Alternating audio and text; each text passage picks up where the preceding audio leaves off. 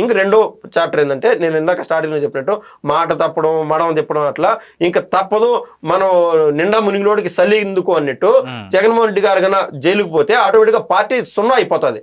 So ఇంత జరిగినప్పుడు మనం పార్టీనైనా బతికించుకోవాలి, అవమానాలు ఎన్ని ఎందుకు అనేది ఒక క్రమం. ఆయన జగన్మోహన్ రెడ్డి గారు కన్నా రియలిస్టిక్గా ఆలోచన చేస్తే ఆయనకి ఇది వర్కింగ్ ప్రెసిడెంట్గా ఇచ్చి పార్టీని బతికించేటువంటి ప్రయత్నం చేయగలుగుతాడు. ఎందుకంటే ఉత్తరాంధ్రలో జగన్మోహన్ రెడ్డి గారి ప్రభావం ఏం లేదు.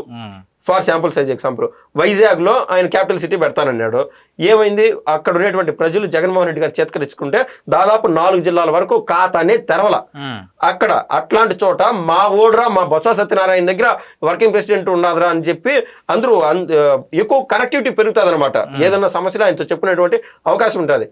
కాంగ్రెస్లో ఏ విధంగా అయితే రేవంత్ రెడ్డి గారికి వర్కింగ్ ప్రెసిడెంట్ దక్కుతుందో ఇంకా టీడీపీలో కూడా అతి త్వరలో నారా లోకేష్ గారికి కూడా వర్కింగ్ ప్రెసిడెంట్ టీడీపీకి సంబంధించి వర్కింగ్ ప్రెసిడెంట్ ఇచ్చేటువంటి అవకాశం ఉంది. ఈ కోవలో ఇటువంటి జాక్పాట్లలో ఏమన్నా బొత్స సత్యనారాయణకి ఇవ్వగలుగుతాడేమో కానీ జగన్మోహన్ రెడ్డి గారి వ్యక్తిగత శైలిలో ఆయనకైతే అవకాశం దక్కదు. ఇంకా తప్పదు, పార్టీ సున్నా అయిపోయింది అనే ఒక క్లారిటీ కన్నా జగన్మోహన్ రెడ్డి గారికి వస్తే అప్పుడు మాత్రం ఈయనకు వర్కింగ్ ప్రెసిడెంట్ ఇస్తాడు.